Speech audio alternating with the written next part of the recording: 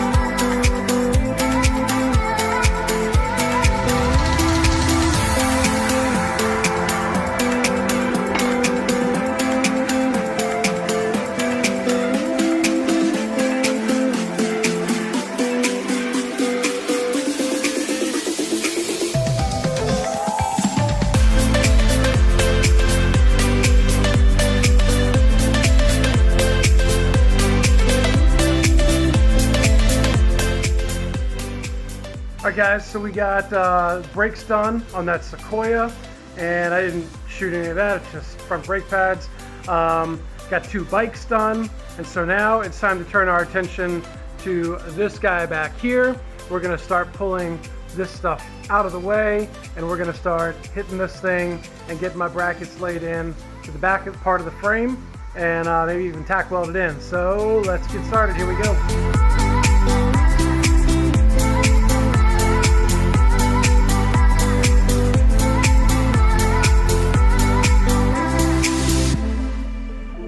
Alright, so what we have is this piece of metal here needs to pretty much fit into this hole here, into this gap, and then we've got to drill the appropriate holes, and then we attach it and then tack it and then do the other side. Alright, so I gotta grind this lift down so it's a bit more angled, more rounded to match the frame.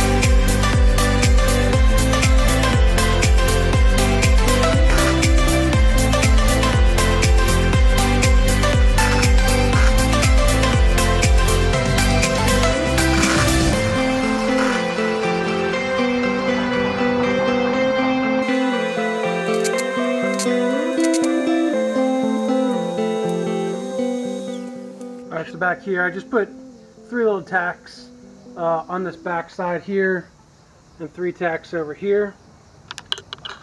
And so now, hopefully when I come in and drill in here, this thing shouldn't move and back out, should stay put. So we can get those holes started and drilled, and then we will, once we have the holes in there, we can go on the inside and actually weld everything in.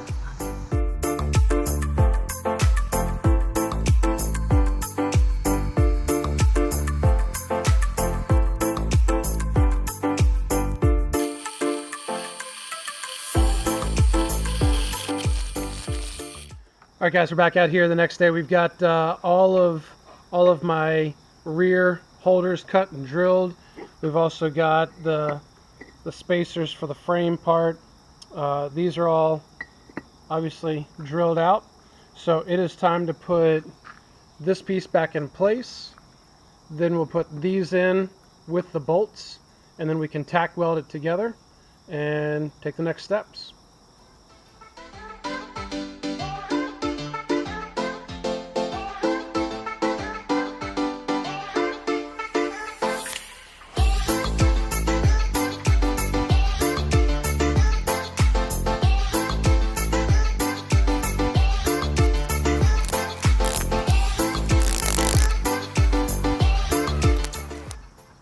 So now we've got these bolts that are just in here. They're obviously pretty tight.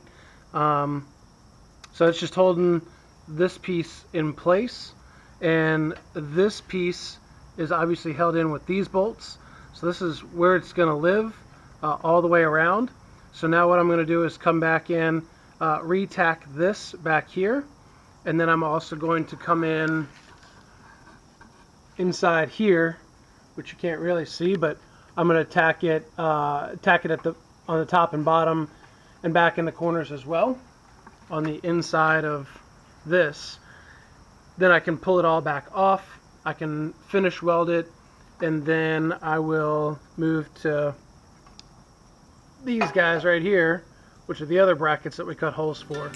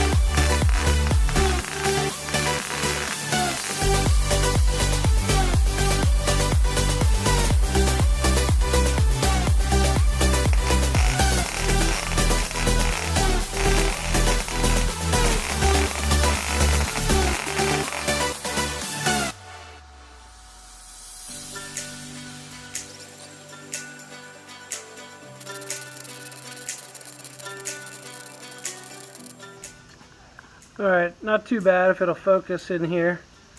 Had some pretty good sections. Had some sections I had to kind of hit a second time, but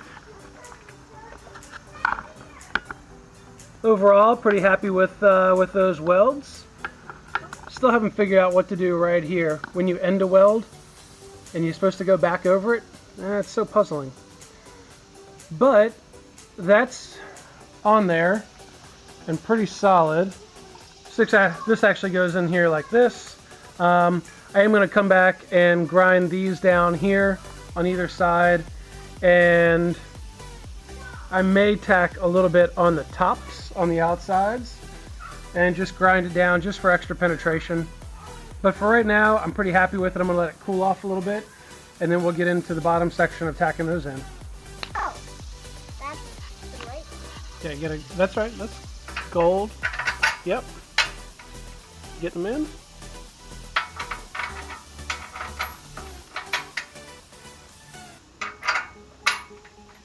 Good work, Jamie boy. Alright, so they're in place.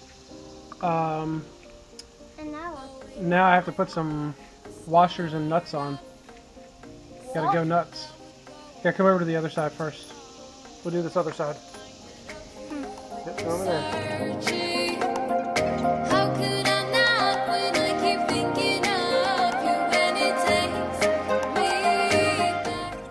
Alright guys, about lunchtime here on Saturday. So we've been working since this morning. We finished drilling all of our holes this morning.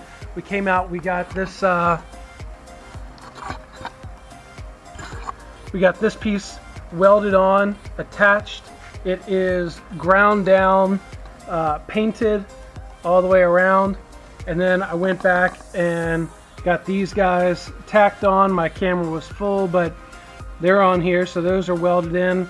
Getting ready to shoot a little bit of paint onto those, and I'm probably gonna cut these down just at an angle here on both sides just to make it a little less jagged. It'll look a little nicer, but this thing fits right in place, and I'll show you guys in just a minute what it looks like with the bottom pieces attached.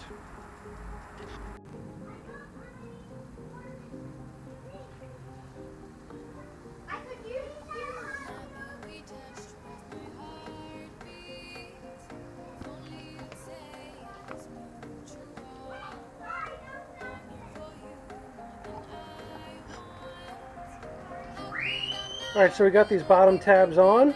They're painted. We got the corners rounded off. And that piece is in. The bolts are locked in. I got to working on the bags here and noticed there's a little frame piece that was sticking out a little too close to that bag. So I went ahead and trimmed that down. I should have plenty of room now. The driver's side seems to be a little bit tighter than the passenger side. If we put this bag over here,